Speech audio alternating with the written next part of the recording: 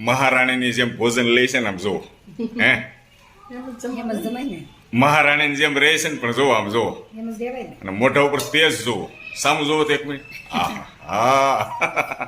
અને છે ને ઘણા મિત્રો મને પૂછતા હોય છે કહેતા હોય છે મને કોમેન્ટ કરે છે કે આ મહેમાન એવા છે એ જેઠાણીના ભાભી છે તો એકદમ સાચી વાત છે આ જેઠાણીના ભાભી છે ગામડેથી મહેમાન આવ્યા છે અને મહેમાન આપણે વાત કરીએ તો ભાખરી કેવી બનાવી પતલી જુઓ રાખો તો તમારા હાથમાં પતલી કાગળ જેવી સરસ મજાની ભાખરી બનાવી છે દોસ્તો અને હું એમ કહું છું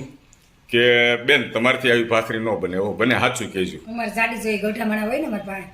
ગોઠામણા જાડી, જાડી. જાડી કરવી પડે લાવી નો બરાબર છે પણ તમારી જેવી ભાખરી ખરેખર નો બને.